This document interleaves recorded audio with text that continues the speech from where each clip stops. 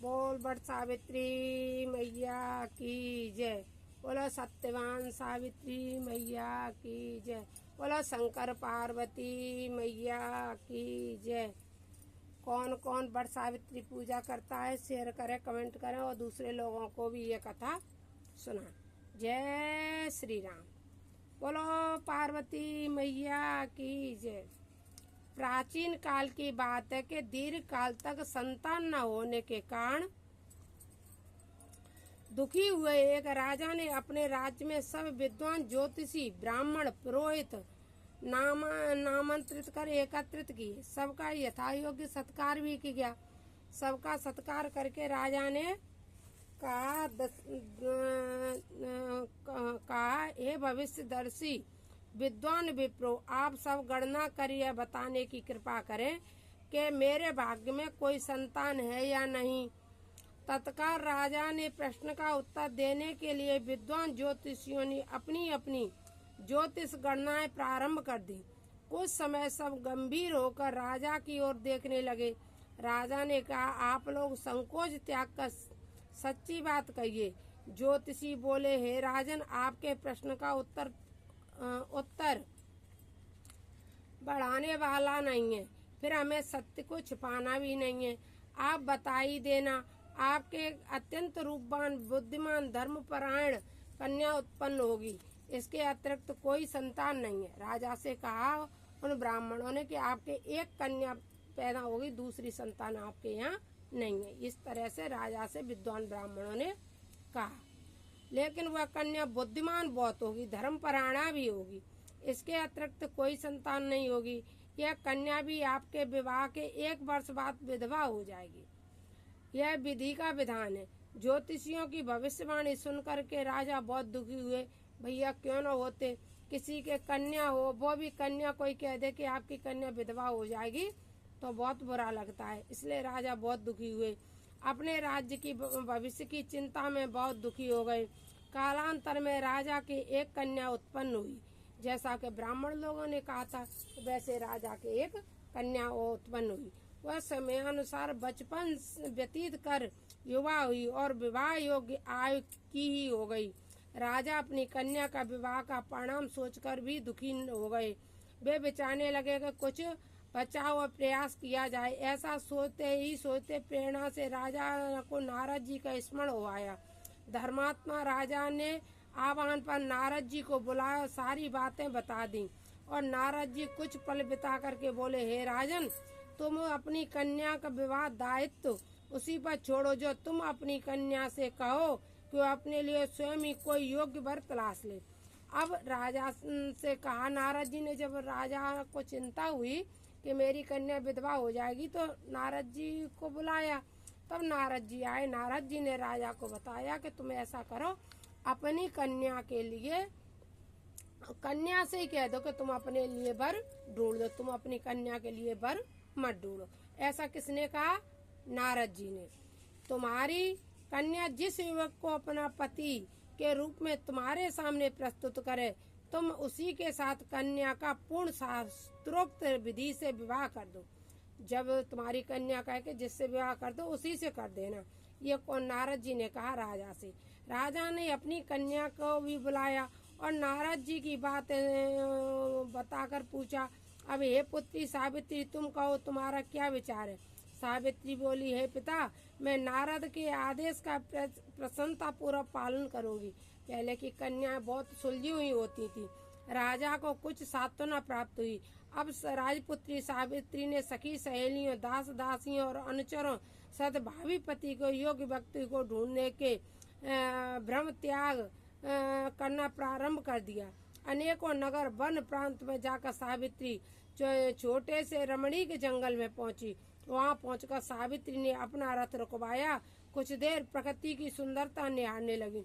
अब सावित्री अपने वर को ढूंढने लगी और कई जगह गई। एक राज्य में पहुंची तो एक वन में पहुंच करके सावित्री ने अपने रथ को रुका लिया और वन उपवन देखने लगी। वन उपवन तो सुंदर होते ही हैं। सावित्री विश्वास करने लगी। आंख खुलने पर एक वृक्ष की डाल पर बैठकर कुल्हाड़ी से लकड़ी काटता हुआ एक सुंदर बलिष्ठ और वर्ण युवक दिख पड़ा। इस युवक को देखकर सावित्री का ध्यान उस युवक के चेहरे के भावों, मुखाकृति और स्वभाव का अध्ययन करती रही। देखो, डाली पे बैठा हुआ लकड़ी काट रहा था और राजा की कन्या होकर के उसके चेहरे को देखने लगी। कौन? सावित्री। युवक का मौन निरीक्षण करते हुए काफी समय व्यतीत करने के बाद सावित्री अपने अनुचरों द्वारा उस युवक को बुलवा भेजा और सावित्री ने उस युवक को फिर बुलवाया। सावित्री द्वारा बुलाए जाने पर सत्यवान उनके पास आ गए।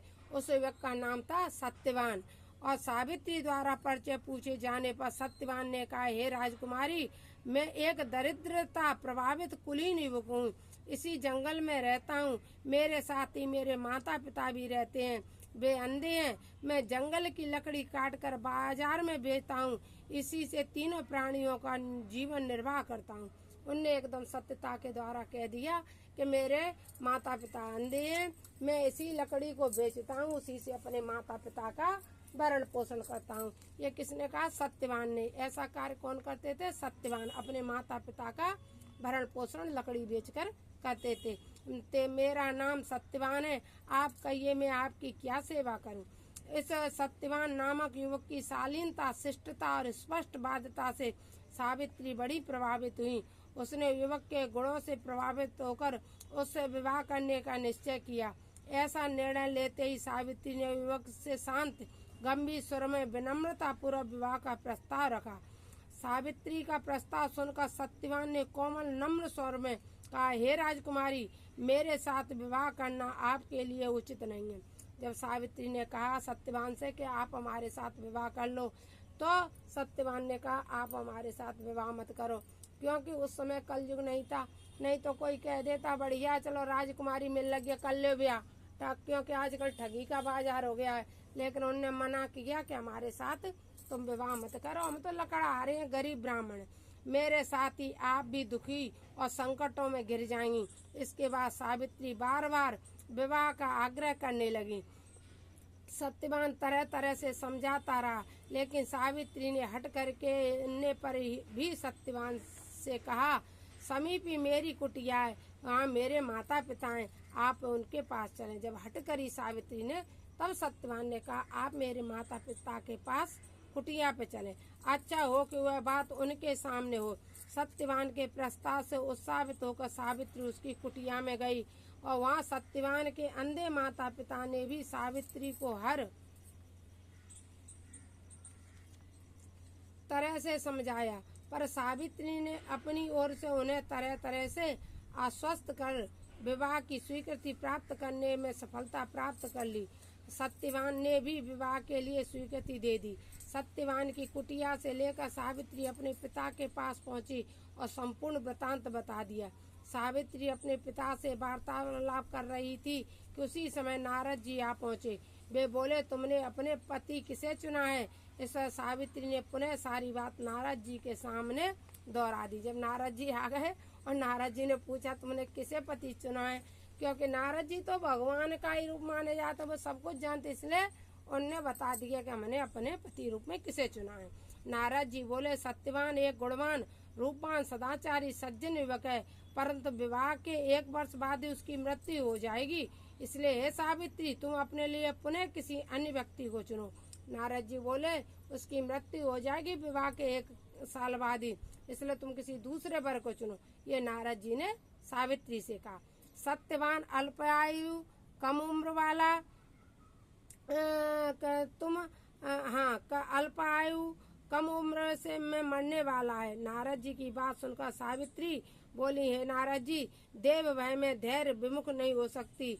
हिंदू नारी जीवन में 1 बार अपने पति का चुनाव करती है। मैं सत्यवान को अपना पति चुन चुकी हूँ, अब वचन भंग का पात नहीं करूँगी। पहले का समय था कि 1 ही बार चुनते थे, तो वही सावित्री जी ने कहा अब मैं अपना वचन भंग नहीं करूँगी, मैं इसी के साथ विवाह करूँगी, चाहे मरे और चाहे जिंदा रहे, लेकिन मैं विवाह सत्यवान के साथ ही करूँगी, यह सावित्री ने कहा। नारद जी ने और सावित्री के पिता ने उसे तरह तरह से समझाया, पर सावित्री सत्यवान से विवाह करने पर दृढ़ रही। तो नारद जी ने कहा तुम्हारा कल्याण हो, जीवन सुखी हो। नारद जी आशीर्वाद देकर विदा हो गए। सावित्री की इच्छा अनुसार उसके पिता ने उसका विवाह सत्यवान के साथ कर दिया। सावित्री को ज्ञान था कि वर्ष बाद उसके पति की मृत्यु हो जाएगी। ऐसे में यदि शंकर जी को प्रसन्न कर लिया जाए तो विधि विधान से विजय प्राप्त की जा सकती है, क्योंकि शंकर जी विषय में प्रसिद्ध है। मैं हूँ कठिन को अंक बालके भाभी मेट सके त्रिपुरारी। शंकर भगवान किस्मत में लिखा हुआ भी मेट देते हैं। इसीलिए जो बटवृक्ष होता है वह स्वयं शंकर पार्वती जी का रूप होता है। इसीलिए भाभी मेट सके त्रिपुरारी, शंकर जी सब कुछ मेट सकते हैं, वह सब कुछ कर सकते हैं। अर्थात शंकर जी की शक्ति है, वे विधावा को भी सद्भाव कर सकते हैं, विधि का विधान बदल सकते हैं। अतएव सब प्रकार से निश्चित कर सावित्री भक्ति पूर्वक शंकर भगवान की आराधना करने लगी। सत्यवान के लिए सावित्री पूर्ण मनोयोग से शिव जी की आराधना करती रही। जब सत्यवान की आयु केवल 7 दिन शेष रह गई तो सावित्री और तीव्रता से कठिन उपवास व्रत भगवान को प्रसन्न करने लगी। यानी सावित्री ने 1 साल, लोग कहते हैं कि वो सावित्री सत्यवान को रखे, नहीं, शंकर जी की कठिन तपस्या करती रही। 7 दिन शेष बचे सत्यवान की मृत्यु के, तो सावित्री ने और ज्यादा कठिन तपस्या की शंकर भगवान की। अतः सावित्री की भक्ति से प्रसन्न होकर भगवान शंकर उसके सामने प्रकट हो गए और बोले, मैं तुम्हारी भक्ति से प्रसन्न हूँ, मुझसे मनोवांछित वर मांग लो। सावित्री बोली, भगवान मेरे पति की आयु 2 दिन ही शेष है, कृपया उसकी जीवन रक्षा की मुक्ति बताइए। भगवान शंकर बोले, कल ज्येष्ठ की अमावस्या के दिन भक्ति पूर्व वट वृक्ष की पूजा करने से तुम्हारी मनोकामना पूरी हो जाएगी। तब शंकर भगवान बोले कि कर अमावस्या है ज्येष्ठ मास की, उसको यदि तुमने पूजा कर ली वट वृक्ष की तो तुम जो चाहोगी वो तुम्हें प्राप्त हो जाएगा। सावित्री ने वट वृक्ष की भक्ति पूर्वक पूजा की और रात्रि जागरण किया। दूसरे दिन प्रातः काल जब सत्यवान जंगल में लकड़ी काटने जाने लगा तो सावित्री भी उसके साथ चलने की हट करने लगी। किसी प्रकार सास ससुर को राजी कर सावित्री ने पति को भी मना लिया। उसके साथ जंगल में स्वयं गई। लकड़ी काटने के लिए सत्यवान एक वृक्ष पर चढ़ा। एक डाल को काटने के लिए कुल्हाड़ी चलाई कि सत्यवान का सिर दर्द करने लगा। वह वृक्ष के नीचे उतर आया और सावित्री से बोला, मेरे सिर में पीड़ा हो रही है, मैं आराम करना चाहता हूँ। पतिव्रता धर्मपरायणा सावित्री चिंतित होने लगी। जब सत्यवान ने कहा मेरे सिर में दर्द हो रहा है तो सावित्री सब कुछ जानती थी, इसलिए वह चिंतित होने लगी। सत्यवान कुछ ही देर में मूर्छित होकर अचेत हो गया। तभी सावित्री ने अपने सन्मुख एक दिव्य पुरुष को देखा। उस दिव्य पुरुष को देखकर सावित्री ने कहा, आप कौन है? उसने उत्तर दिया, मैं धर्मराज हूँ, तुम्हारे पति की आयु समाप्त हो चुकी है, मैं उसके प्राण लेने आया हूँ।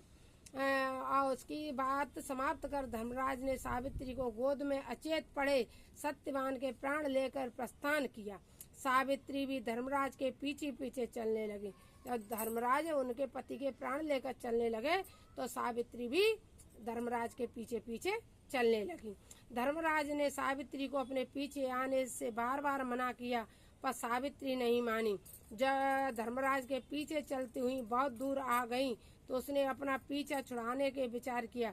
धर्मराज बोले, अपने पति को प्राण दान देने के अतिरिक्त कोई अत्यंत 3 वर मांग लो और लौट जाओ। इस पर सावित्री ने कहा, हे धर्मराज, मेरे अंधे सास ससुर फिर से नेत्रवान हो जाएं।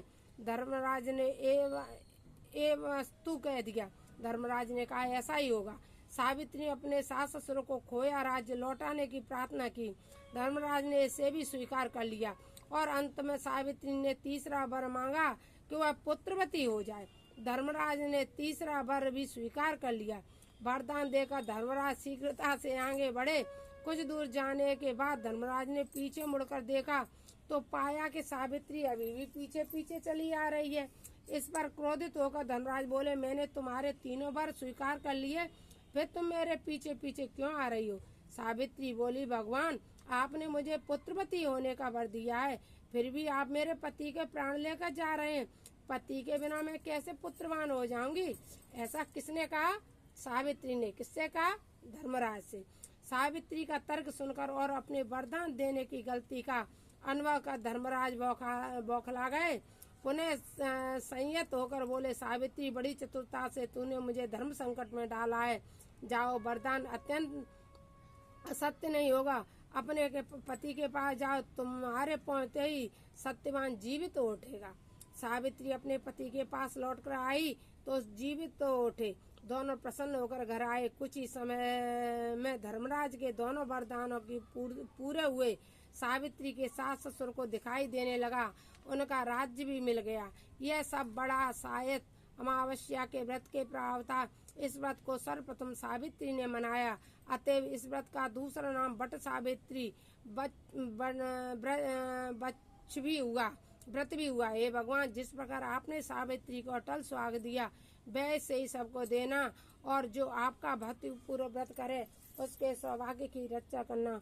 बोलो बट सावित्री मैया की जय, बोलो सत्यवान की जय।